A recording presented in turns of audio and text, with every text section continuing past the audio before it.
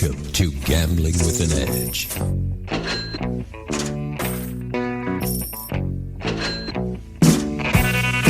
now, here are Bob and Richard. Good afternoon. Welcome to Gambling with an Edge. I'm Bob Dancer. And I'm Richard Munchkin. Our guest today is a low-limit player who posts under the name of Prozema. Prozema, welcome to Gambling with an Edge. Hi, Bob. Hi, Richard. Thanks for having me. You're very welcome. Thanks for being here.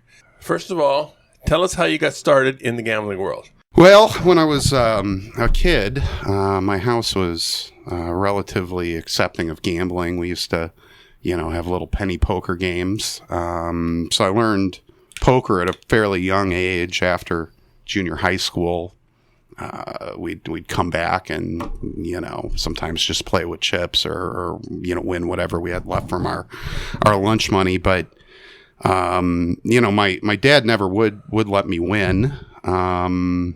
He liked winning too. As a matter of fact, it took me until I was 30 years old to beat him at Scrabble, and then he blamed the other guy we were playing with. But that's a good father. I think that's a well training, just to make sure that you keep getting good enough. If you want to win, well, get good enough so you do. Well, and it got to a point where I could hang with the adults, mostly by being, nitty, a type player, right? Figuring out if I have cards, it's time to play. But, and, I had an uncle that would come over for those games, and he'd try and teach me some basic strategy blackjack. I wasn't into it at the time, but, at least I knew it was out there and it existed. But that's was my first experience with gambling, probably, 12, 13, 14 years old. Yeah, being in the Midwest where it snows all in the winter, people tend to stay indoors. And, when I grew up, every family gathering ended up with pinochle or some kind of game that my father and grandparents were playing for money. So, I think people get exposed very young, and at least back where it's cold, and people tend to play more games, it seems. Yeah, other than poker, we played rummy, right? We played any number of different card games, right? I mean, it was just how you killed a Saturday night when you were a kid, Right. And then you learned if grandma raises, just everybody fold, Because she's nittier than you. She's nittier than me, right? She was not bluffing. Uh-huh. And if you had a big hand when grandma did too? Grandma usually had a monster when grandma raised. Uh-huh. Good to know. I'll be looking out for grandma. Yeah. Okay. Now, local casino opened. You were 19 with fake ID. Yeah, so that was a good time. Casino couldn't have drawn it up any better, I don't think. I was 19 years old. I probably had $40 or $60 in my pocket. My daughter had just been born. I was completely broke, right? But I decided I wanted to go check out the casino, and I managed to get in it with the fake ID, and I didn't know what I was doing in there, but I sat down at some random double diamond machine, and after a handful of spins, I lined up 3 symbols on the pay line, right? And the plan Worst thing that can happen. I know. The story gets better. Anyways, I was playing one quarter. It spit out $200. I felt like I was rich, and then I sat down at one of the tables. It was a blackjack table. It had some kind of side bet. The dealer was telling me what to do, and I don't even know what side bet it was. It had to do with how many sevens I had. And sure enough, I got a bunch of sevens and won a little more, right? So this is easy. Yeah, easy game, right? And then I went on to do nothing but lose for several visits after that. But the first one was successful, right? But at some point you decided, I don't want to be a sucker anymore, right? Well, that took a little while. Being broke, I didn't have a lot of opportunities to go. Being broke with a family. Right. It's different than being broke. Yeah. I mean, people need food, right? Health insurance, things like wives that. And kids kind of like to eat. Yes, they do. And but I poker started to get real big in my mid-20s. Online poker? It was online poker, and the World Series was on TV, and every channel had a poker tournament on it, it seemed like. And they stood up a a bar poker league back home, right? You would go into the bar, you'd order a couple of beers, you'd play Texas Hold'em for free, basically. And if you won, you'd maybe get a gift certificate to the restaurant or an entry into a quarterly tournament of champions. And if you won that tournament, you would get a seat in a World Series qualifying tournament out in Las Vegas. First place was a seat at the $10,000 entry to the main event, right? So I made it to that Binion's tournament. We had to drive out to Las Vegas to do that, and I guess that was really the first time it crossed my mind that I could gamble and actually win. Not that I made it into the World Series or anything like that, but it was that trip that I figured out there were at least a poker game I could beat. Were these bar games legal? Yeah, they were legal. There was no money to be won at the games. You'd maybe get, a $20 gift certificate or something. If you would win the thing, you would, they'd hand out little prizes like, a card guard or something like that. But anytime there was actually a monetary prize that wasn't a gift certificate to the restaurant, I guess that didn't count as monetary. I don't know the laws. But they were certainly never rated, right? The monetary value, the entries to anything that was actually had some cash value occurred in Las Vegas. Okay, so you got to Las Vegas. So I got to Las Vegas. We didn't have any money. A buddy of mine came along with me, right? We got in his BMW. It had a license plate on it that said pay me. We got pulled over in Oklahoma. They just wanted to see what in the hell we were doing. It was a good time. We got in at about 1:00 in the morning. Couldn't check in till 3 p.m. the next day. So we just started partying, right? And that lasted a while, and I got tired and I needed to take a nap in the car. So I went in the Binion's garage where the car was parked and took a little Good, nap. safe in place to go take a nap. Well, absolutely. And downtown was way different then, right? Like now I feel like it's pretty clean, but at the time, you could stub your toe on a needle down there, right? Somehow or another, I survived it.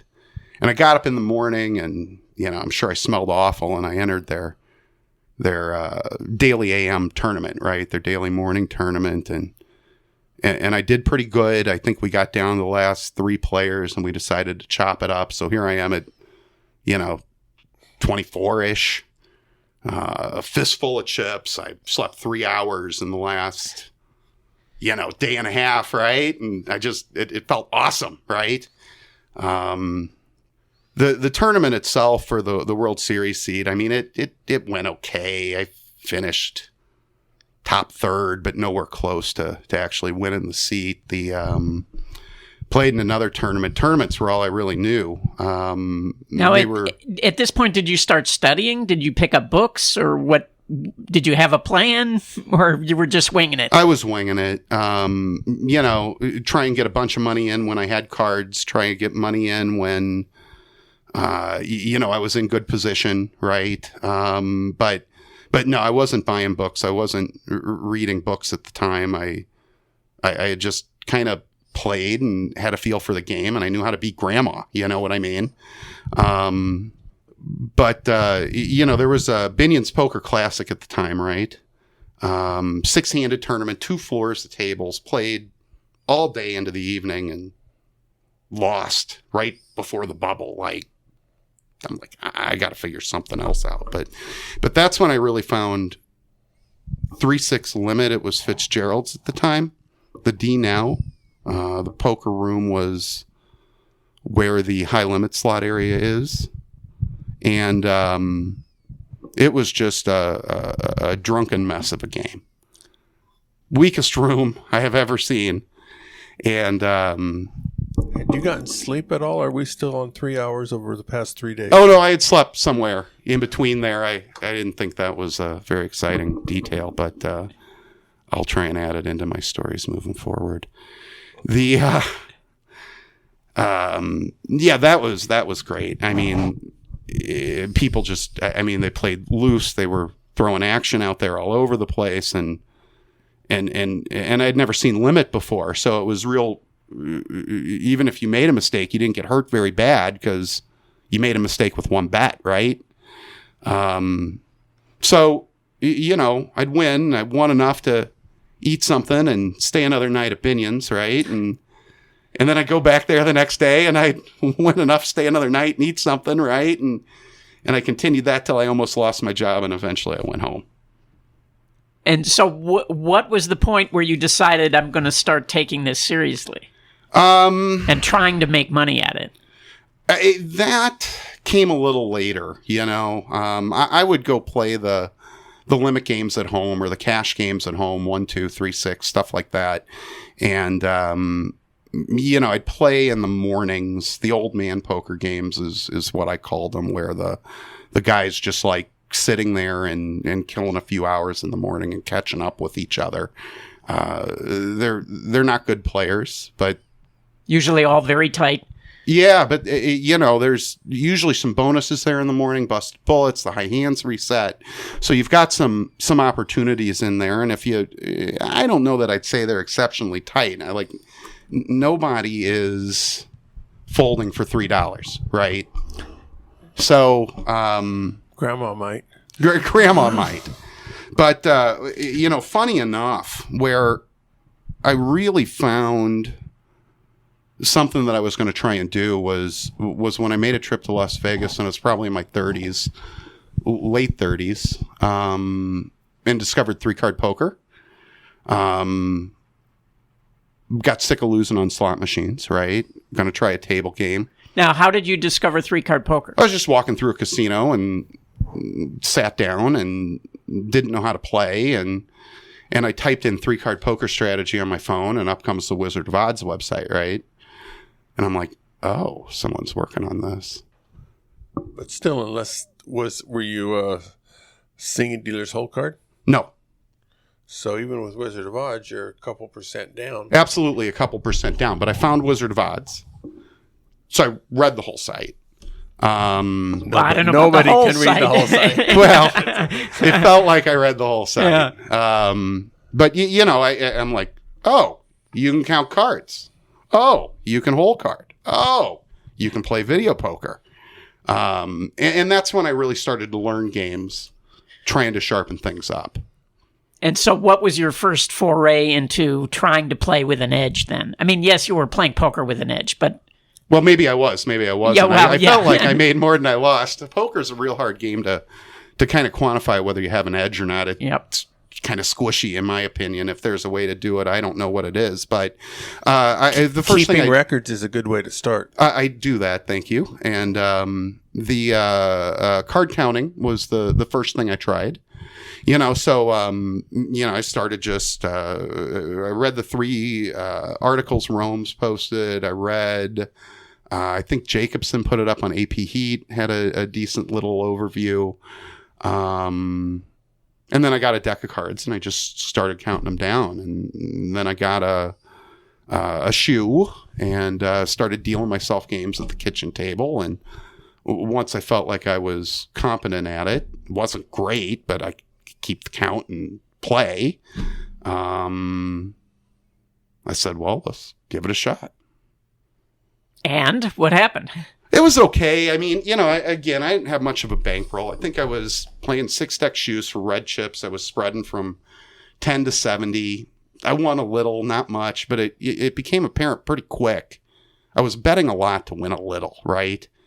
Yep. And it just wasn't fun, right? And I'm thinking, and if I have 2 beers, forget about it, right? But the beers are free. Well, not in Missouri, they're not. Oh, okay. So you have to pay to lose your edge. Even. You're right. Which makes it less fun. That's when I come out here, I feel like 3 months fall off my life because I drink so much, but I've got to get that under control. But then I moved on after blackjack to video poker. Did some of the wizard stuff. Read your book, Video Poker for the Intelligent Beginner. Very helpful. Thank you. Thank you, sir, for writing it. You know, was playing that when I could go earn a gift card and have a few bucks in value. Did not like... Did they have mailers in Missouri the way they do out here? They do, absolutely. They were good for a little while until Boyd took over and Penn caught on to me. So yeah, my mailers are not good right now. Anyway, so you started playing video poker. Yeah. So I learned jacks are better first. Then I started working on deuces games. I had access to Not So Ugly Ducks or Not So Ugly Deuces. I'm not sure what the right way is to say that. So I learned that one over Full Pay Deuces Wild. Then I learned 10-7, double bonus, and triple double bonus last. And that's about all I really know. Is 10-7 double bonus useful to know in Missouri? No, but I like playing it here. Boyd gives me rooms. So I like going down to Main Street just to kill time, and they give you a $2 scratch card, right, when you hit your 4 of a kind. And, even if you're playing jacks or better at the bar with the free beers, right? I mean, you're at like 99.9 something ish with an extra $2 on quads. Assuming the beers are neutral to your performance. Well, yeah, at some point when you can't tell an ace for a 4, you got to take a nap. So, how's your wife feel about all this? Is she understanding? Is she pissed as hell and not going to take it anymore? What? My wife likes gambling. She isn't really into seeking an edge. She likes going in and playing a slot machine or throwing a few cards around at a table game, right? But well, can't you just point her to which slot machines to play? Oh yeah, I've sat her at mini Harleys. I'm like, just spin it until it goes off, right? Right. So this is the point I wanted to get to. It's clear from your, first of all, we haven't mentioned that yet, that you have a blog, and what's the website for the blog? Easy Advantage Play. Let me try that again. EasyAdvantagePlay.com. All spelled out, not easy, but E-A-S-Y, right? Okay, and so it's clear from, you're very active on Twitter, and it's clear from that and your blog that at some point you transitioned over into playing slots, which a lot of people have moved into that area. So how did that transition happen? I again, reading Wizard of Vegas, right? People were posting about Ultimate X, and I'm like, well, I've got those machines. Missouri isn't like Las Vegas, right? There are not a million machines out there. I'm exaggerating. There are a few machines, right? So I read about one, I saw one, and it worked. I was now betting a little and winning relatively a lot compared to what I was betting, right? And I like that. I also like... Now, were you just betting when people left multipliers unplayed? Absolutely. Okay, so you weren't playing from scratch. No, I hate that game from scratch. It's wild. Oh, yes. I've heard the Bob Dancer story about Ultimate X, and where was I going with that story? So you were playing Ultimate X. Started with Ultimate X. Yeah. It's the gateway drug. I know, right? And I wanted to understand how to quantify it. I didn't want to just do it because, people would say things like, oh, I hear you shouldn't play a 2X on a 10 play, right? And I'm like, well, what's the right answer to that? And I could go by what someone said, but the math wasn't hard at all to figure out, right? So 10% edge, so multiplied by the style of the game. So if it was a 96% game, but you get a 10% edge, you're betting. Yeah, you got 11 plays. 11 you're divided by 10. the 10 coins you're betting, right? And it's a big edge. Yeah, it's a piece of cake, right? And it's even better if you find it on a 3-play. And but anyways, that got me into like a trust but verify sort of mindset, right? Somebody gives you what did the wizard just write? Ocean Magic, right? A bubble on the 3rd row is good. I would sure like to keep track of what happens when I spin that thing with a bubble on the third row. And it doesn't take any time to just jot it down on your little notes app on your phone, right? And then go throw it in a spreadsheet when you get home, and becomes apparent pretty quick. So your first game was Ultimate X, and what did you discover or read about next? What was your next game? I guess your first actual slot game. The first actual, the Ocean Magics, the Golden Egypts, right? That information was readily out there that you could go figure those out really quick. Where I really started having some fun with it is when I found games that you could actually move some coin through. The Harleys were a good example of that. Those are definitely on their way out, but yeah. So for our listeners who aren't into the Harley game, give a radio-friendly explanation of what you do when you find a Harley game. Oh, sure. So they're a spin banking game, right? You catch a symbol in the fifth row, and it adds an extra free spin when the bonus event is triggered. So, the trick of the game was to figure out what those free spins were worth and how much the game was going to take from you while you were waiting for those free spins to occur, and just wait for the balance to swing into your favor. So what are you measuring? What are you looking for? I would keep track of the start values of the game, how many spins I took, the amount of coin in I ran through it, when I triggered a bonus, how many spins I got, and what that bonus value was. Then I'd put all that information into a spreadsheet and just pivot out the value of a spin, how much the main game's dropping me, the frequency of the bonus event being triggered, how fast the meter's running, i.e. how many spins I had to take or how much coin I had to put in to bank another spin. And you get a bunch of decimal points you can add up to get an expected return for the machine. You're possibly on purpose, but you're not giving us the formula of what you're looking for. I think everybody's got it at this point anyways, right? I was at a Wizard of Vegas meetup. First one of those I went to over the Super Bowl. And I was talking to a couple of guys. And, we were talking about the Harleys a little bit, like it's a popular question. So what do you do, right?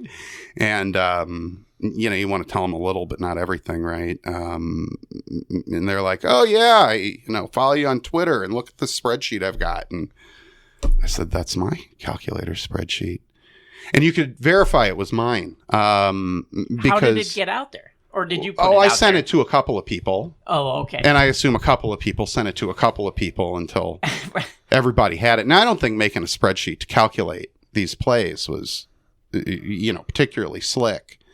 But there was some weirdness with those Harleys and the way the Mega worked. I still don't have the answer to it.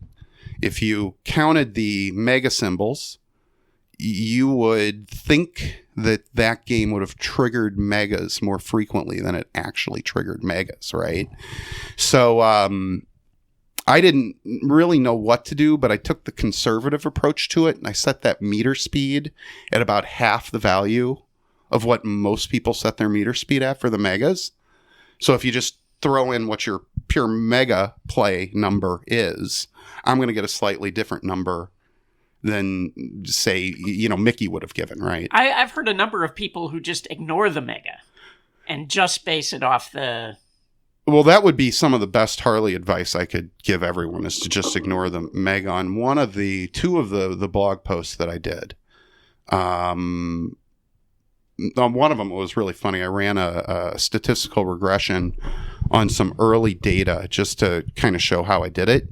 And the negative value was actually negative. So I had to change my hypothesis because the statistics said the mega costs me money and doesn't earn me money, right? So yeah, that was my first clue to ignore megas. But I will play megas in a either or sort of situation, meaning where there's enough value in the maxi or the mini to make with what's in the mega to be positive.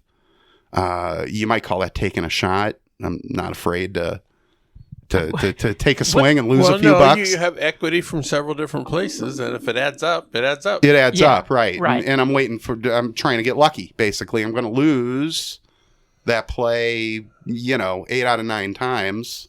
But that 9th time, I'm getting all my money back, right? Right. Yeah, you have positive EV. Yeah. But so what's the? I hear that some of these Harley plays can go for many, many hours. What's the longest you've been stuck on a Harley? 3.5, 4.5 hours, sort that's of. not bad. No, it wasn't too bad. I was chasing a maxi that ran out to 100 and I don't know how many spins, too damn many. I was sick of spinning that thing, and it was funny. My wife was going to meet me, right, and my maxi's running long, and I'm like, I can't get up. So I leave my phone in the car. So, I'm like, hey, Slot Tech, can you hold this machine just for like 10 minutes? I need to go get my phone, right? And they held it for me, and eventually it hit. And it wasn't that bad of a loss, funny enough. But yeah, I saw a guy chasing a Mega once. It was, 11 o'clock at night or something. And he was still there at 7 o'clock in the morning when I went back, right? Not for me. So obviously you have some kind of a stats background. What is your background? I got my degree in economics and business. They required me take basic statistics all the way up through econometrics. Econometrics is where I learned about doing regression analysis. Which has been, semi-useful. It was funny when I was just getting started on Wizard of Vegas. One of the things I posted about was, well, why couldn't I do that with a regression analysis? And when everyone ignored me, I knew I was onto something. Why? That sentence doesn't make sense to me. Yeah, why did you know you were onto something? if Rome's or somebody who is pretty knowledgeable, they have some math savvy people there. Well, and I would think that the wizard himself would have answered that question. May not have seen it. Well, He that's may not true, have seen it, but I feel like they're a little tight-lipped on that board, and I was relatively new. More than a fair number of folks from that board have recommended I be a little more quiet. Yeah.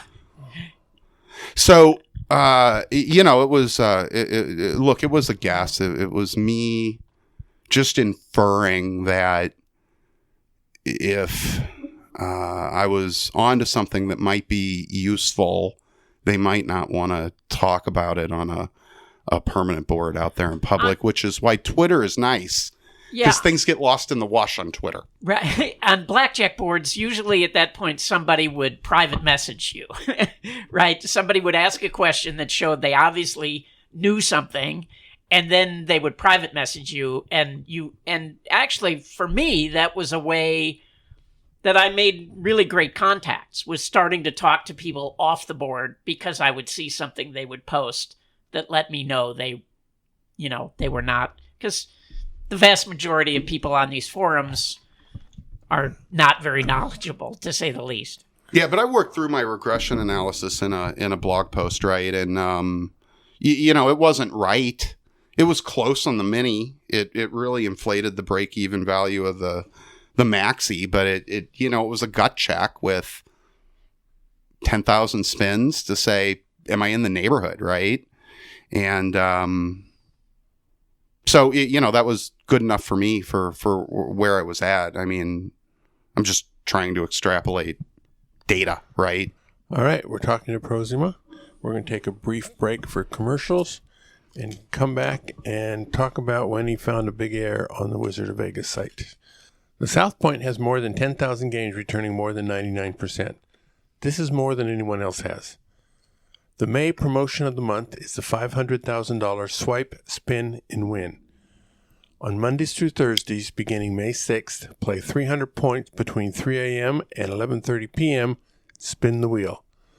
Prizes include free play up to $50, bonus points, or $25 resort cards, or food vouchers. After your play, you stop by the kiosk and spin the wheel. Free play and bonus points go directly onto your card.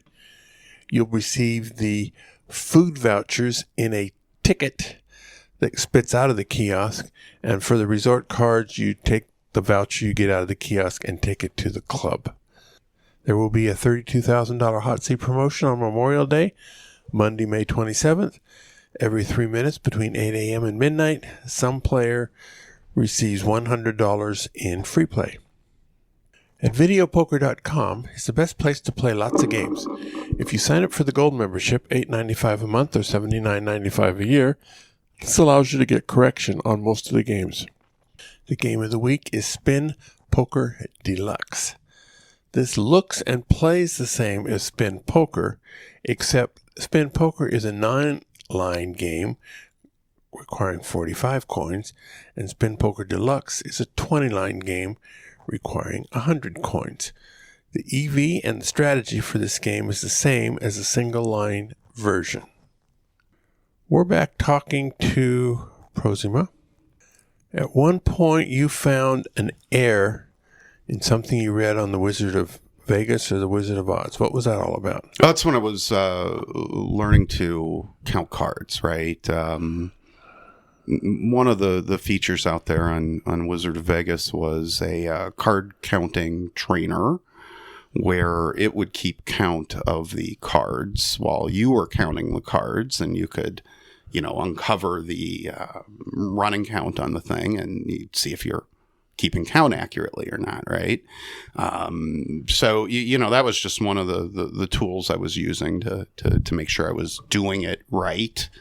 And I was disturbed when I found that I wasn't, according to that counter simulator. So I started looking at it and watching it and recording it and trying to figure out where I made my error to go back and correct myself. And as it turns out, the simulator was making an error. It was putting a magic +2 in, and I don't remember exactly what the conditions were, but I think it was a condition where the dealer had blackjack, and it would throw an extra one on there in the running count, right? So I hit the contact us button on Wizard of Vegas and Wizard of Odds, I'm sorry, and I asked the question, and somebody got back to me and said, well, that would be a great question for our Wizard of Vegas forum. So I said, okay, I'll go post on the Wizard of Vegas forum. So I signed up for an account and said, hey, here's what I think your card counting simulator is doing, and wrote a post on there, and Rome's replied pretty quickly, and a few other people did, and they didn't believe me.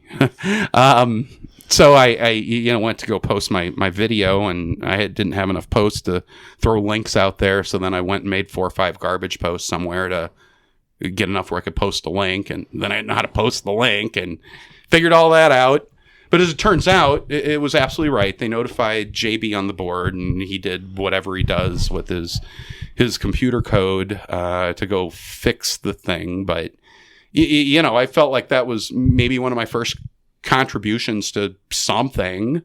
I was not wrong. I thought I was losing my mind. I thought I couldn't count. As it turns out, the simulator was wrong, and it wasn't me. I was doing it right. So yeah, that was fun, and that was also a significant event just because it drove me to Wizard of Vegas. And then I'm like, oh, look at all these other people that I can bounce ideas off of and say too much, and they can tell me to be quiet. So you started making contacts within the other Advantage Play community, I mean, outside of just the board? Yeah. I've met several of them in real life. A good number of them are people that I only interact with online. I enjoy meeting them, right? But yeah, when I come out here, when I travel, I just reach out to people that I know are in the area, and I'm like, hey, you want to go have a beer? I'd be happy to meet you guys, right? And I say hi, and I try and be helpful and nice. And has that led to sort of mutually beneficial trading of information? To some extent, yeah. It depends on the individual, right? You've got to be careful out there is what I found. There are a number of people that just, want to bounce ideas or trade some information. And then there are a number of people out there that want to sell you something, and it may be crap or it may not be crap, right? Or they just want information without giving anything up in return. Well, and there's plenty of that. I'm really... I'm really hesitant to do any sort of real team plays, though. I hear too many stories of, oh yeah, he was helping me spin off the 10,000 must hit, and I went to go take a nap or you eat lunch, and there goes the slot ticket, right? I don't know that I'm ready for all that. No, yeah. Trading of information is one thing. Sharing bankrolls is another. Yeah, it feels like a big step. Like you really have to trust that person. So one of the things I find really interesting is, and maybe you can walk us through it on your blog, you talk about how you approach a brand new machine or a machine that you're not familiar with and how you go about analyzing whether that machine is something that may be able to provide a play or not. You want to walk us through the data that you gather to...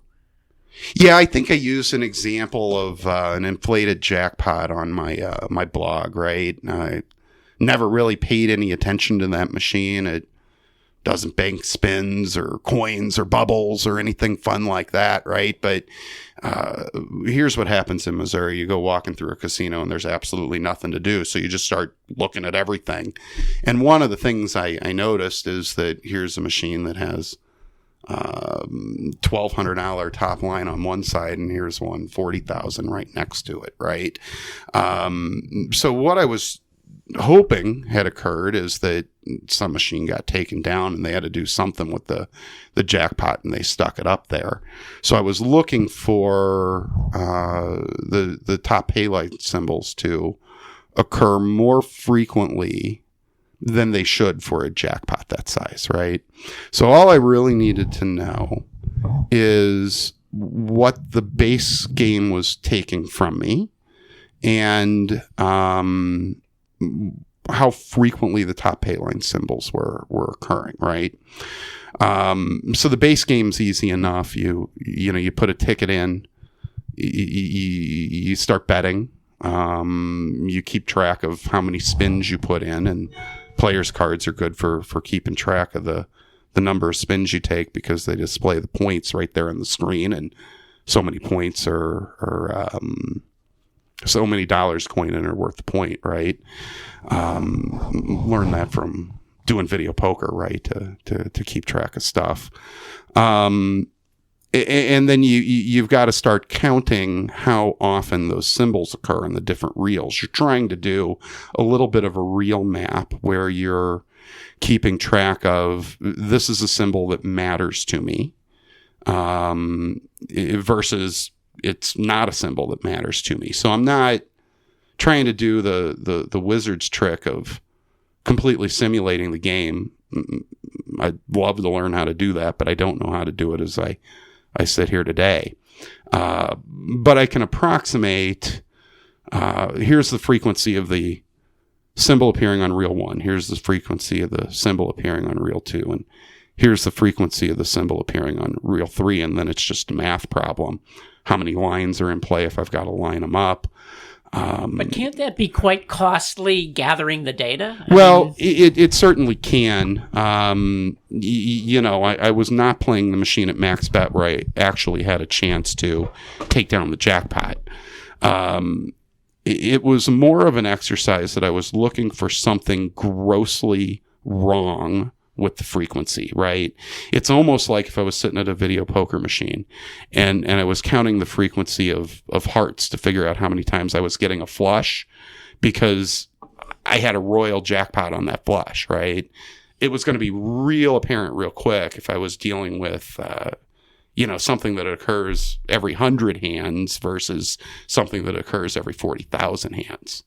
I So see. I wasn't looking You for had a hypothesis going in, Yeah. and so you were just looking to verify where you're going to find that much quicker. And the truth of the matter is, Richard, is that game may very well have been 1 or 2% positive, but I wasn't going to sit there for 10 or 12 or 14 hours for 1 or 2%, Sure. right?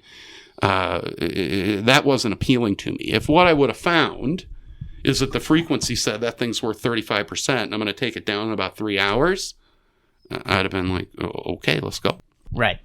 If two apparently identical machines next to each other, 1,200 and 40,000 as the progressive meter, my gut feeling is sit down and start playing, whether you understand it or not. 'Cause I'm not familiar with how to do the mapping that you're talking about. But if it's the same machine, one has a meter, one has a progressive of 1,200, one is 40,000, very, very high percentage chance that it's positive. Yeah, I mean, that does seem... I mean, you could have a situation where it's not, and the machine at 1,200 was just brought in and put on the floor and hadn't been there long. I mean, you don't know. But it does seem that that would be an awful low starting point for a jackpot that's going to get that high or higher. Yeah, I sat down and I'm like, does anybody know anything about this game, right? Anybody? And like, I was on my own, right? So, yeah. Do you ever, sit behind other people playing machines and just gather the data watching them play? It doesn't cost you? Yeah, I've done that before too. I did that with the Wonder 4 wheel or Wonder 4 jackpots. I forget the name. It was one of these 4 slot games you play at the same time, and there was a jackpot on each of those slot games. And the word on Twitter is that it was positive when it got to $500, right? And I thought, well, okay, that sounds great, except I tried it and I lost pretty bad. And I tried it again and I lost pretty bad. And I said, I'm just going to watch some people play and see if I can get some frequencies on that wheel that says, do you win the jackpot, or do you get regular free games, or do you get super free games? And I'm thoroughly convinced that game is not positive when it's at $500. We meant 5,000. I'm really sorry for the mistake. Yeah. It seems that after some period of time, though, you would get to know when one person says something, it is going to have a lot more weight than if somebody else said something. Absolutely. Yeah, there's one guy on Twitter, and I won't call out his name, but pretty much everything he's told me has either been wrong or very clearly delivered from someone else. And then there are other people out there. If I see a number that Mickey's put out, for example, I believe Mickey, right? Mickey Krim? Yeah, Mickey Krim. Who was on our show very recently. Yeah, right. He's scary good, right? I mean, I look through his Twitter posts and I'm like, how does he know how to play this many games, right? It's a lot of games. I know. Like, his spreadsheet must be amazing, right? He's light years ahead of me. And what's interesting is he's close to 60, and he said he's been sober for over a year, but he was a significant alcoholic for a long time, and that's got to pickle your brain. And it's still, he's just really sharp. He's incredibly sharp, but I have to tell you, I don't want to be that guy that is just sponging off of Mickey, right? That's why I wanted to figure out how to do my own analysis on these games at some point or another. Mickey's going to retire, or he's going to stop posting, and I don't want that to be the end of my hobby, right? Right. James Grosjean, Exhibit CAA.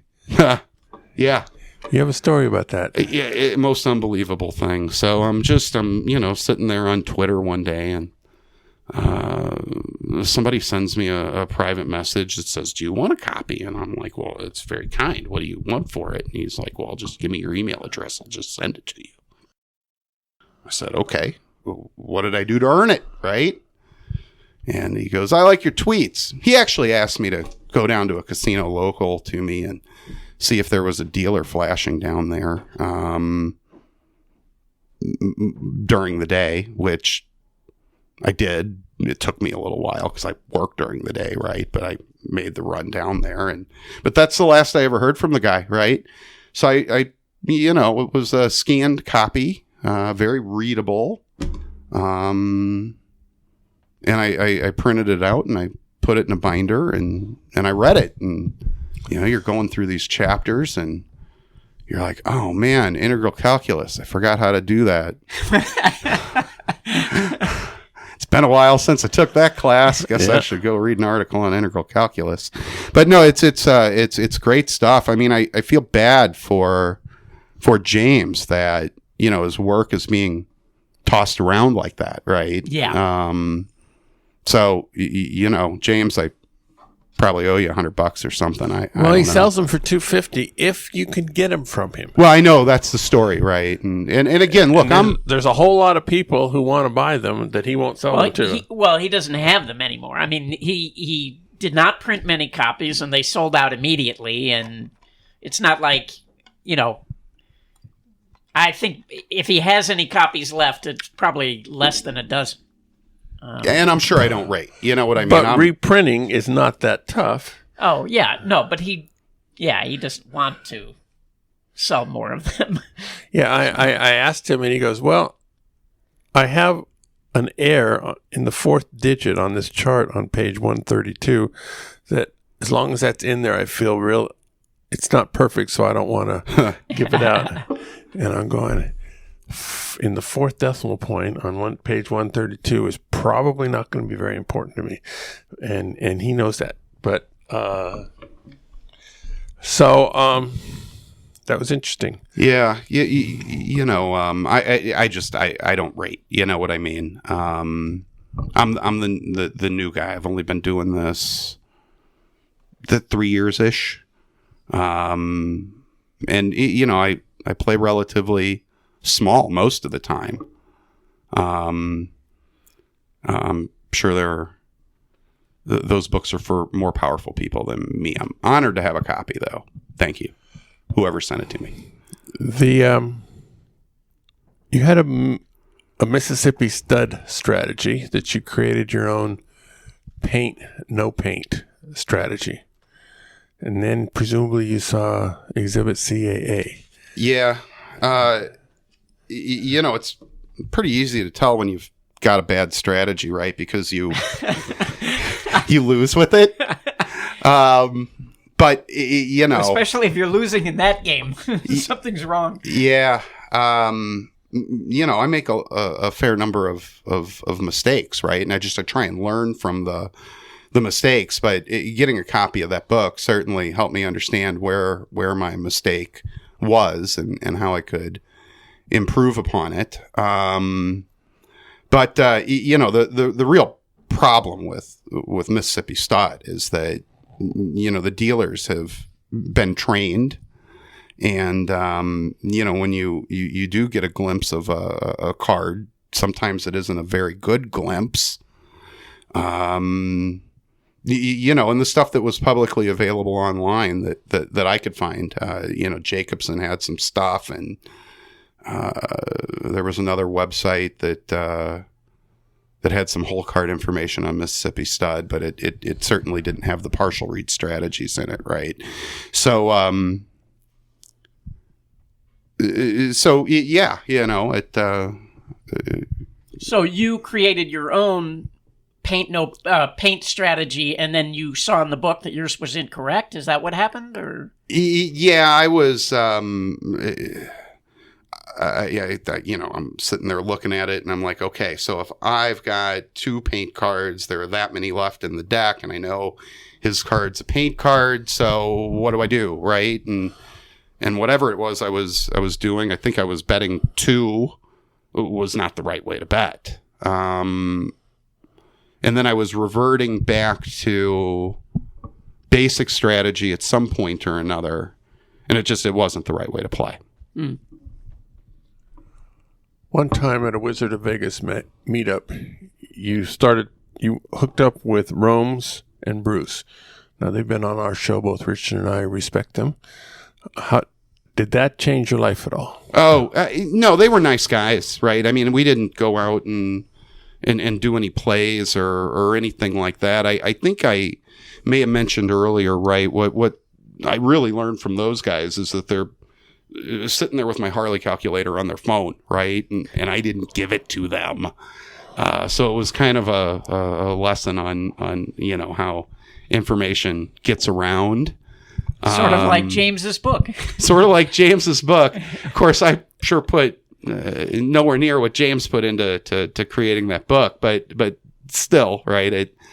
It got out there, and I got a kick out of the fact that they had my calculator. Being a new guy, right? Looking at you guys getting to meet Rome's and Bruce, it's kind of like meeting a celebrity. You know what I mean? Like, I've got your book sitting on my shelf, So you didn't bring it for me to autograph it for you? No, I didn't, but I should have thought of that. It's okay. I got a sore wrist anyway. But no, they were very nice guys. I enjoyed talking to them, and I drank a fair amount at that party. I lost the money to a poker pro. Just check the boxes. Had a good time. Is there beatable gambling close to where you live? A little bit, yeah. There are a few machines. This is not Las Vegas. Missouri is not Las Vegas. I guess counting was kind of nice because they won't back you off there, and they really don't care. I was out in a casino. Oh, they care. Trust me, they care. If you're betting enough, they care. Yeah, maybe I just wasn't betting enough, right? But I was at a casino in Kansas City, and I shared this story with you before we started, right? But I'm sitting there, I'm playing blackjack, and here comes two women sitting down at the table, one younger, one older, and the younger lady goes, "Hey, to the dealer, can you slow down a little bit? My mom's just learning to count cards." And the dealer goes, "Sure." And I'm like, "Okay, here we go." So, that was neat. It was a red chip table. I wasn't, trying to turn the lights out or anything. I was just having a good time, playing a little bit. I had a weekend away from the kids, and, why not, right? Yep. Wonder how many dealers would do that. Well, I can tell you, there are a lot of dealers who would tell you something, ridiculous like, "Oh, that's illegal." I mean, literally, they will tell you, "That's illegal." And you try to explain to them that it isn't. And, but some boss or somebody told them that it was. And yeah, I don't think it's a good idea, really, to argue with a dealer in any situation. Yeah. I mean, if they've paid you wrong, maybe that's the situation where you want to argue with them. But if what you're doing is a problem to the dealer, I find the best move is just to leave. yeah, no, I agree. The last thing I want to do is be thrown out of a casino if I can avoid it. I have yet to be thrown out of one with Your one day exception. will come, especially if there's only 2 or 3 places close to you and you keep going back there. Although playing slots, you're going to last a lot longer than you would, counting cards or even playing video poker. I have had them come up to me while I'm in the middle of a play on a slot machine and say, "Now, you shouldn't pay full price for that buffet the way you're paying. Just go up to the host and they'll give you blah, blah, blah," and okay. It's so different than the stories that I hear. Las Vegas is so different. Are you playing with a card? Usually, depending on what I'm doing, if I'm poking through Ultimate X machines on my lunch hour, right?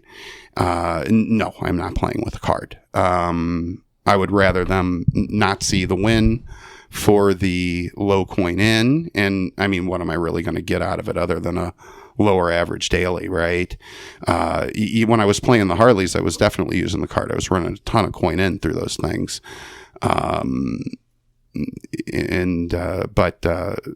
but yeah, you know, a lot of times, you know, I've got my office.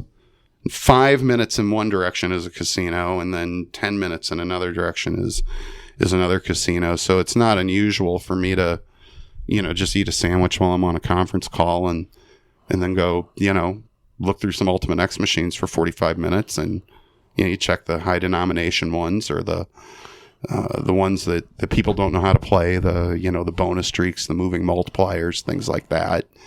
And there's usually something sitting on it, and you don't get hung up or stuck spinning a Buffalo Diamond or something like that. And you go back to work, and okay, well, that paid for lunch and then some, you know. Right. I made more at lunch than I did for the day at the office.